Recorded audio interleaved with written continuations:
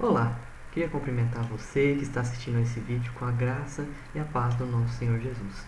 Também queria convidar você a meditarmos juntos na exposição do Salmo de número 2. Por isso, pegue a sua Bíblia ou então escute com atenção a leitura deste Salmo e a explicação, porque hoje aprenderemos que o mundo não está sem rei. O mundo tem um rei e ele é o nosso Deus e ele está controlando todas as coisas.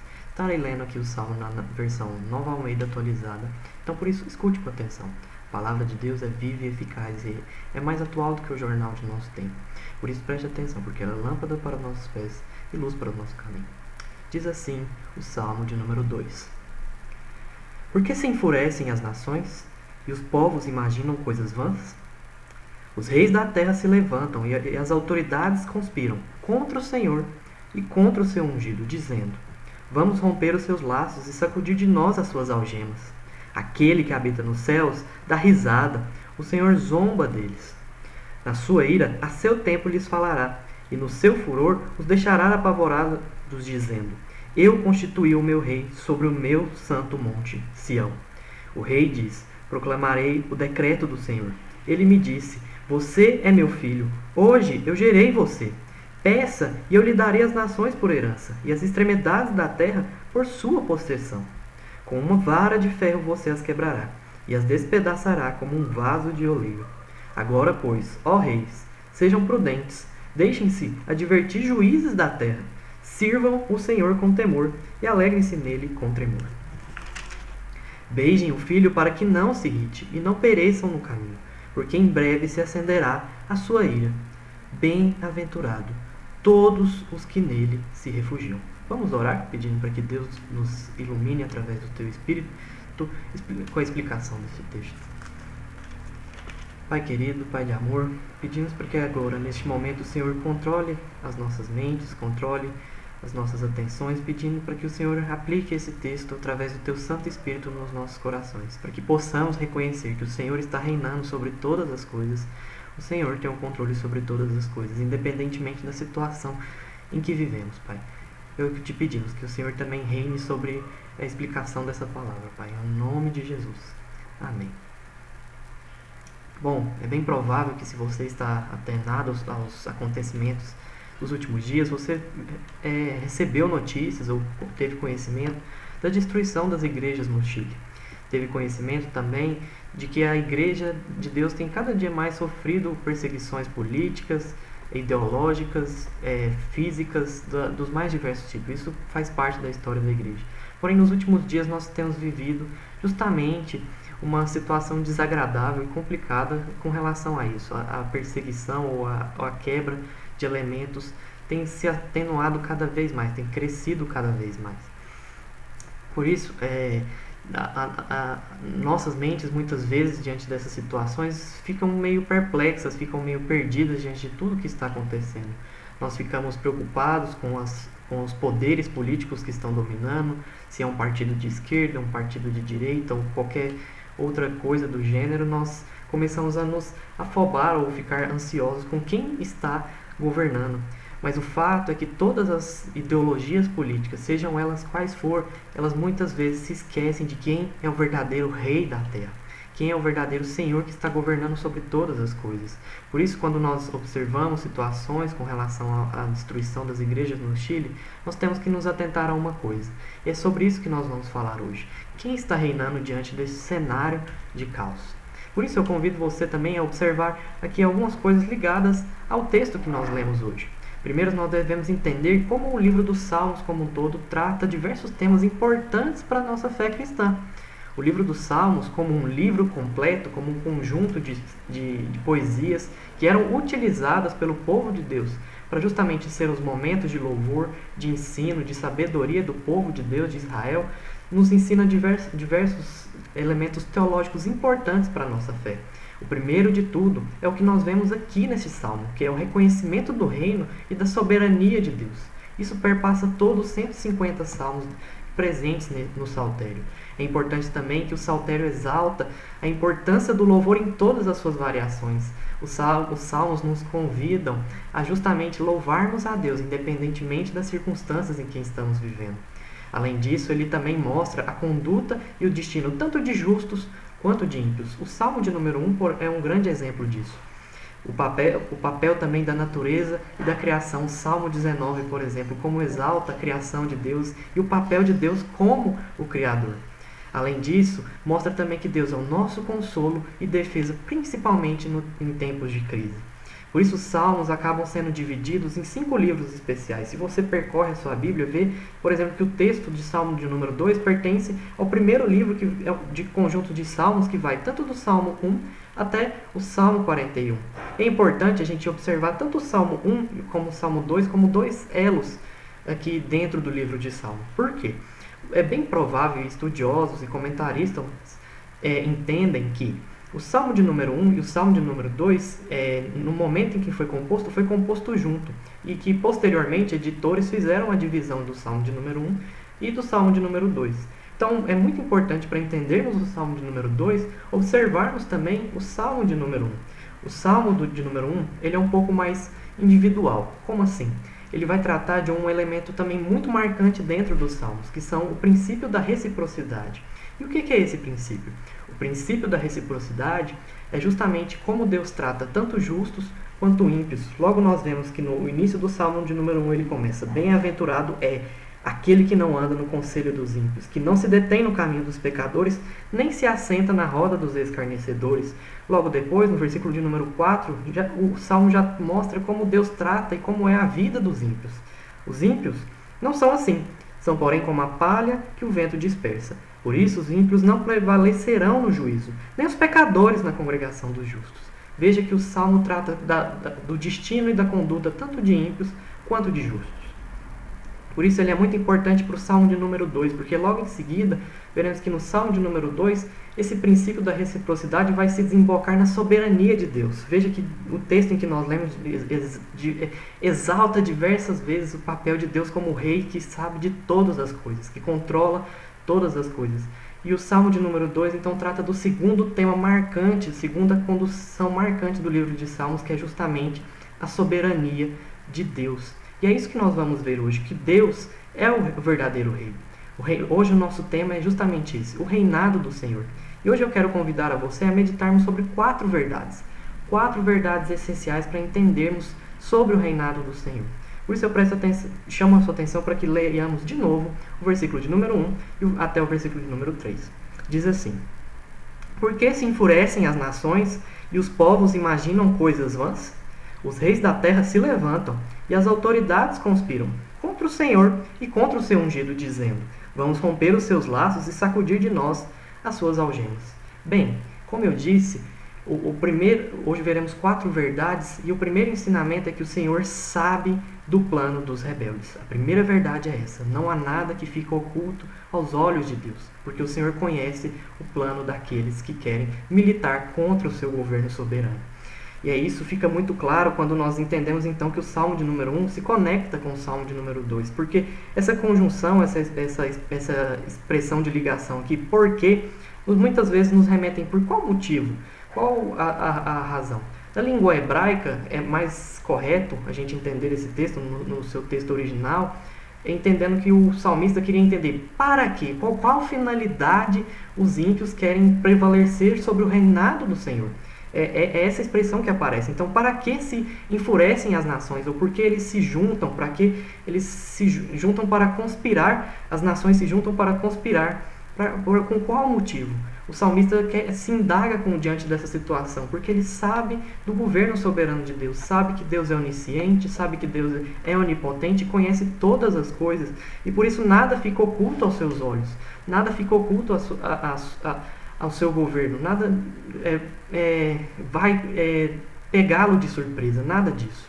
Mas ao mesmo tempo nos mostram quem está se levantando. É justamente os líderes e as autoridades, os reis da terra se levantam e as autoridades conspiram.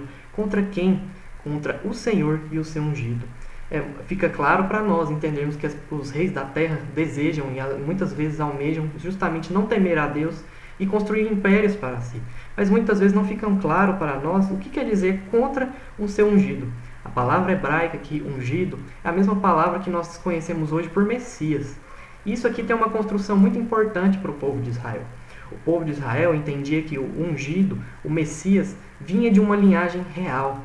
E é bem provável, o próprio Calvino assume que esse salmo tenha sido escrito por Davi.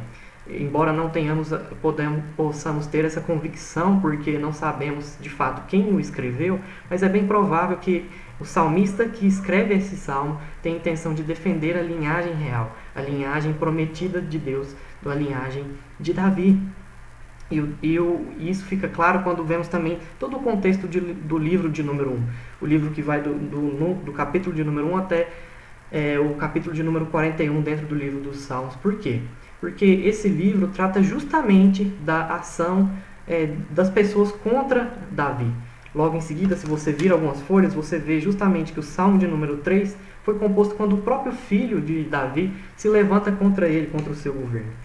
E outras vezes mais a gente vê Davi clamando por justiça, clamando por o cuidado de Deus. E aqui é provável que justamente o que Davi está querendo mostrar é que quando as pessoas se levantam contra o seu reinado, elas estão se levantando contra Deus. Isso é muito importante a gente entender também dentro da teologia, porque o povo de Israel, dentro do Antigo Testamento, era o povo de Deus que deveria anunciar a mensagem de que o verdadeiro rei da terra é o Deus. O povo de Israel deveria apontar para a justiça de Deus. O povo de Israel deveria apontar para o governo e o controle, a bondade, a misericórdia, o amor do nosso Deus. Por isso, quando se levantar contra Israel, se levantar contra o reinado do próprio ungido, até porque essa expressão ungido tem muito a ver com o que Samuel fez com Saul, ao ungí-lo com óleo, como Samuel fez com Davi, ao ungí-lo com óleo, mostrando justamente a sua importância dentro de ser o ungido de Deus ali. Alguém que teve a sua autoridade constituída por Deus. Por isso as autoridades, quando se levantam contra o povo de Deus, agem em atitude de rebeldia. Mas ao mesmo tempo vemos também dentro desse salmo que essa rebeldia consiste em não querer aceitar a autoridade de Deus. A expressão poética que o salmo usa aqui, vamos romper os seus laços, ou como está no hebraico, as suas cordas, e sacudir de nós as suas algemas, querem mostrar o quê? Nós, como os reis da terra, como pessoas que não queremos que Deus controle sobre nós. Não queremos ter a autoridade de Deus acima da nossa. Nós queremos ter independência.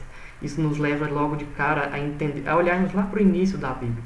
Logo no início vemos que esse foi o desejo do coração de Eva e Adão, de quererem ser iguais e independentes de Deus. Essa é a ideia desse salmo aqui.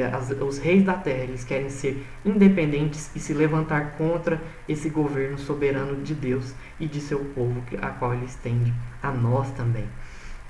Veja que essa independência contra Deus é algo que também tem sido forte nos nossos dias. E é muito importante aqui a gente fazer uma implicação pessoal para nós também, para os nossos dias. Embora talvez você não seja um governador, um presidente ou qualquer coisa, você também pode estar querendo essa autonomia e essa independência de Deus e com isso também querer estar indo contra o próprio Deus, querendo justamente agir em rebeldia contra Deus. Por isso, meu irmão, meu caro, minha cara, minha irmã, que você que está assistindo esse vídeo, atente-se, porque a nossa rebeldia é uma militância contra a soberania de Deus. Mas fique claro, porque justamente esse salmo nos mostra que Deus revela todo aquilo. Ele sabe que os reis conspiram, as autoridades conspiram contra ele, e sabe que eles querem essa independência, eles articulam para justamente ter essa independência, mas fique claro para você, meu caro, que não adianta, não há nada que você possa fazer.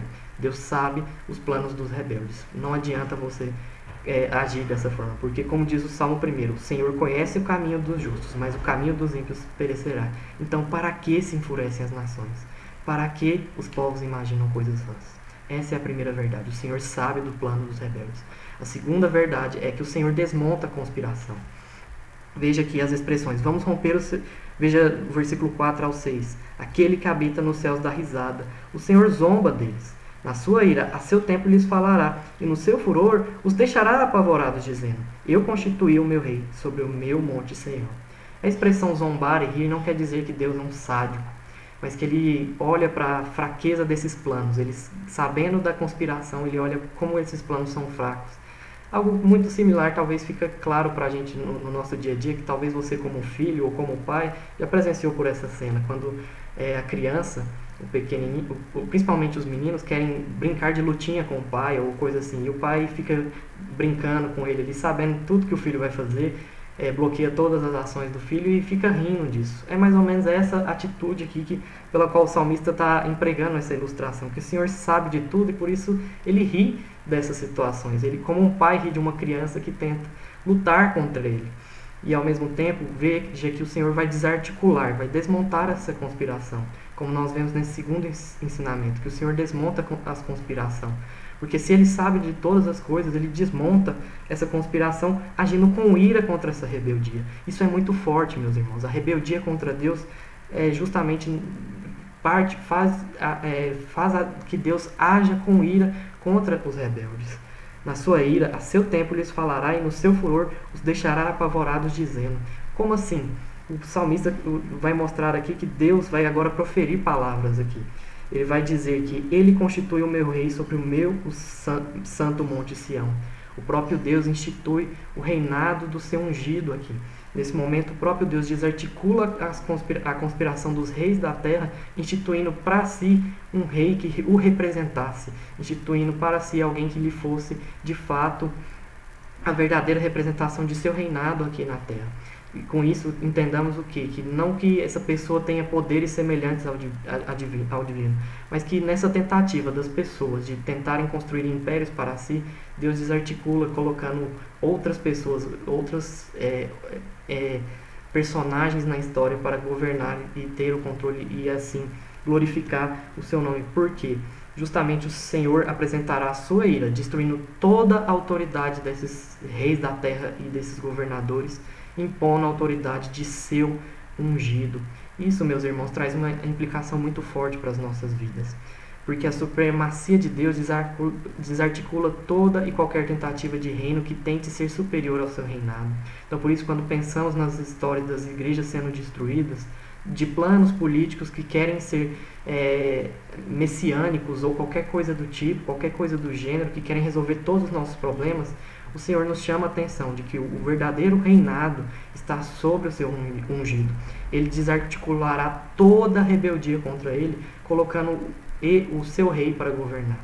E é isso que nós precisamos ter de maneira muito clara. Isso fica muito forte, eu peço licença para compartilhar uma experiência pessoal. Tem muito a ver com a minha experiência de conversão.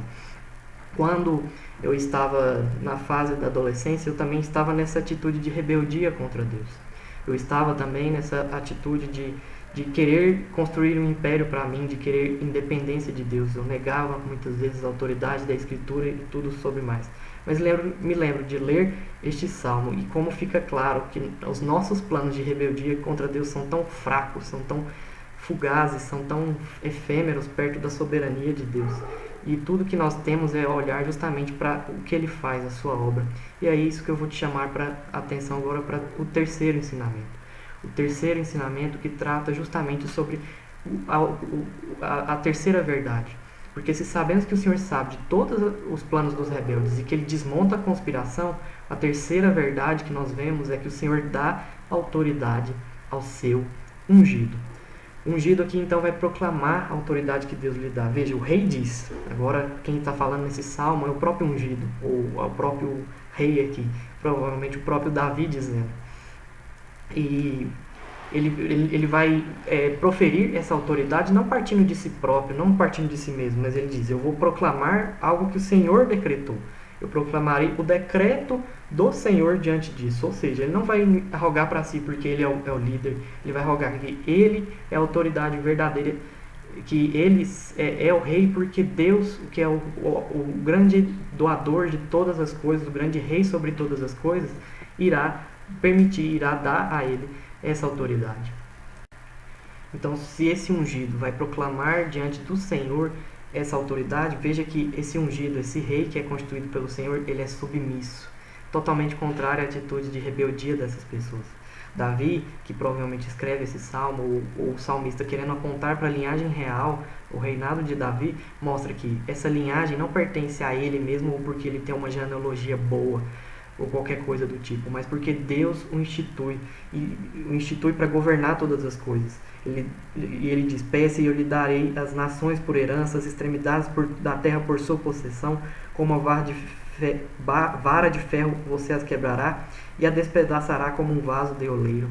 E aqui, meu irmão, minha irmã, meu cara, minha cara, Veja que esse salmo tem fortes implicações, belas implicações no Novo Testamento. O próprio termo "você é meu filho" aparece lá no batismo de Jesus, e o próprio Pedro, em Atos capítulo 4, quando vai pregar aos judeus, mostra que Jesus era o Filho de Deus, que Jesus era esse ungido prometido, que Jesus é o Messias prometido da linhagem de Davi. Esse salmo, hoje nós podemos contemplar a beleza dele, reconhecendo que era Jesus que podia cantar isso aqui. Jesus era o Filho de Deus, é ele que foi gerado do próprio Pai, como diz o nosso credo, né? Como diz a nossa confissão também. E ao mesmo tempo diz que é esse Jesus que recebe autoridade para governar sobre todas as coisas.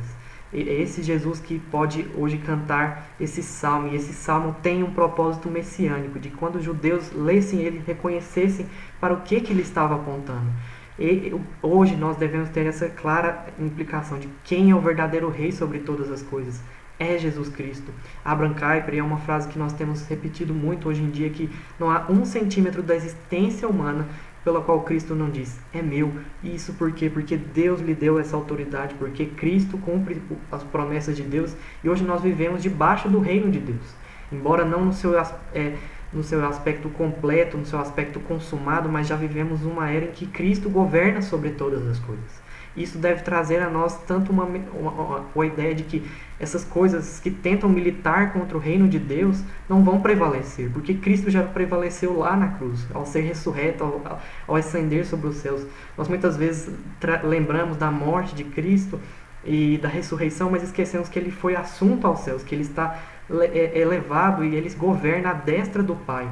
Isso é muito importante. Nós precisamos também lembrar da ascensão de Cristo, porque é através desse momento histórico que nós sabemos que o nosso Deus, o nosso Jesus, o Messias prometido da linhagem de Davi, está governando sobre todas as coisas. E eu queria trazer aqui uma ilustração do livro O Príncipe Caspian, que faz parte das Crônicas de Nárnia. Eu recomendo muito que você leia ou que você assista ao filme, porque ele vai trazer muitas aplicações, ilustrações práticas, de maneira com fábulas e histórias sobre a vida cristã. O filme Príncipe Caspian e o livro conta justamente a história do mundo de Nárnia, e que esse mundo de Nárnia foi criado pelo grande leão, que faz chamado Aslan, que faz a representação do próprio Deus ali. E essa série vai contando tanto a criação de Nárnia, como Aslan redime Nárnia morrendo pelos pecadores de Nárnia e livrando do poder do mal, do poder do diabo, do poder ali representado pela feiticeira no filme. E depois passa para uma outra história. Nárnia, depois de momentos de glória, sucumbe a um povo estranho. O povo estranho começa a dominar, matar e oprimir os narnianos. E é interessante ver como o C.S. Lewis, de maneira brilhante, faz a gente olhar para nós no nosso tempo em que o secularismo tem tomado conta da igreja. Porque lá naquele mundo de Nárnia, pessoas que não ouviram e nem viram a presença de Aslan começam a achar que Aslan é uma fábula. Começam a achar que Aslan, o grande criador, aquele que morreu para que Nárnia fosse resgatada, fosse uma história, um conto de carochinha. Eles perdem a fé no verdadeiro resgatador. E é interessante como eles, diante disso, tentam travar uma guerra contra as pessoas que estão oprimindo ele, que estão indo contra a fé deles ou contra o mundo deles, né? Nesse caso, a gente importa essa ideia de fé para a nossa circunstância.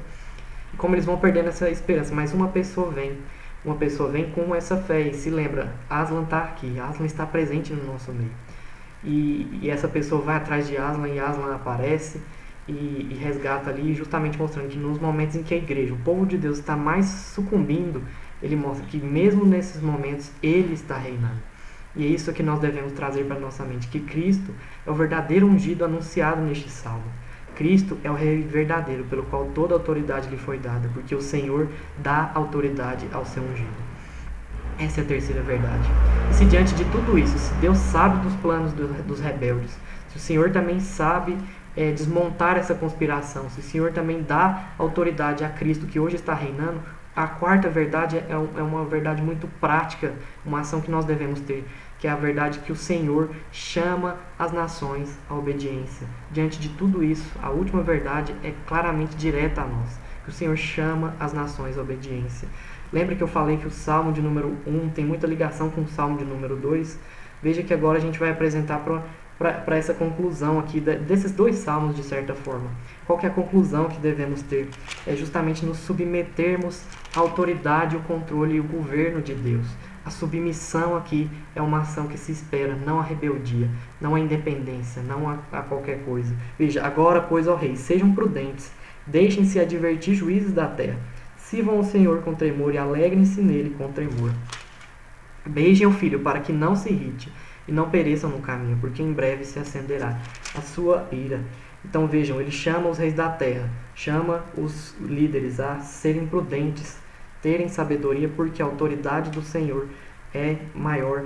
E por isso ele diz, sirvam ao Senhor. É isso que vocês devem ter, nações. Não adianta conspirar, não adianta fazer nada contra o nosso Deus. Sirvam e alegrem-se nele. Não é simplesmente uma pressão, porque nós sabemos que o próprio ungido, o próprio Filho de Deus, reina sobre todas as coisas, mas ele morreu por nós em amor. Então não há nada do que nós possamos fazer a não ser servir alegremente esse Senhor. Por isso o nosso breve catecismo, em sua primeira pergunta, diz que a nossa finalidade é honrar, servir a Deus e gozar dele para sempre. As duas coisas precisam estar juntas. E ao mesmo tempo, beijem um filho, ou seja, se submetam à autoridade desse ungido. O filho aqui está justamente retomando esse personagem que é o ungido, o rei proclamado aqui. E não pereça no caminho, porque em breve se acenderá a sua ira. Veja que da mesma forma, como ele terminou, ele também está querendo mostrar, ímpios, vocês não irão prevalecer no dia do juízo. Não adianta militar contra o reino de Deus. Não adianta ir contra essas coisas. Submeta-se, beijam a mão. Essa é a ideia de quando uma pessoa era submissa a um rei, ele beijava a mão desse rei. Isso fica muito claro para nós, de que o verdadeiro rei exige de nós que a gente se submeta em serviço e em alegria a ele. Mas o Salmo também traz implicações alegres aqui. Veja que ele começou o Salmo de número 1 dizendo, bem-aventurado é. E ele termina de novo o Salmo de número 2, bem-aventurado todos os que nele se refugiam. Agora o salmista nos mostra que o Senhor, Deus Todo-Poderoso e Soberano, não há nada que nós possamos fazer a não ser então viver em uma atitude de humildade a Ele. E ao mesmo tempo essa atitude de humildade nos garante, nos dá a certeza de que vamos com Cristo, vamos com Deus ter o nosso refúgio, o nosso abrigo, o nosso auxílio, o nosso Deus Consolador, e ao mesmo tempo que nos protege, porque estamos debaixo da sua proteção, debaixo do seu controle. Então, concluindo nossa exposição aqui, eu quero chamar a sua atenção para observarmos que assim como o Salmo de número 1 começa com uma bem-aventurança daquele que não anda no caminho da impiedade, ele proclama novamente essa bem-aventurança, aquele que tem o seu refúgio em Deus. O Salmo promete a bênção de que aqueles que se submetem ao reinado de Deus estão debaixo das suas bênçãos, enquanto aqueles que se opõem ao seu reinado são como palha que o vento dispersa, não vão prevalecer diante do juízo. Eu quero trazer aqui duas aplicações bem práticas para nós. Primeiro, se você anda em um caminho de rebeldia, se você é essa pessoa que está militando contra Deus, hoje Cristo te chama a se render. Como é se render a Cristo? É confessar o seu pecado, é confessar a sua condição de rebelde diante de Deus e reconhecer que é somente a obra do ungido, a obra do Messias, a obra de Cristo que te resgata e que você vai servir a esse Deus em atitude de humildade e serviço. Hoje Cristo te chama a se render. Essa é a mensagem que esse salmo nos traz, que não adianta nada, a não ser nos prostrarmos de joelho, clamar, pedindo perdão a Deus. É isso que nós devemos ter, porque talvez você esteja dentro da casa, dentro da igreja, e ainda assim ser um filho rebelde como o irmão do filho pródigo. E outra aplicação é para você, que já se rendeu a esse reinado. Como eu trouxe para você, muitas pessoas militam contra Deus, seja das mais diversas formas. E esse salmo nos traz uma viva esperança de que nós devemos, de maneira prática, viver como aqueles que acreditam nesse reinado. Viver como quem de fato se submete a Deus. Viver como de fato alguém que sabe que o verdadeiro rei não é o presidente da república, não é o imperialismo de qualquer nação, é o nosso Deus. Por isso não deposite esperança em proposta política, econômica ou qualquer outra coisa, mas assuma que a soberania de Deus e o controle sobre a sua vida vem de Cristo. Não se desespere. Se você está desesperado diante desse cenário caótico da pandemia ou de qualquer outra coisa, leia o Salmo 3, ele é uma continuidade do Salmo número 2. Faça esse exercício na sua prática, na sua vida devocional. E assuma que Cristo tem autoridade sobre a sua vida. Vamos orar? Senhor, graças te damos e reconhecemos que o Senhor tem autoridade sobre as nossas vidas. Por isso, nos ajude a viver como alguém que, de fato, se submete ao Senhor. É o que te clamamos no nome de Jesus. Amém.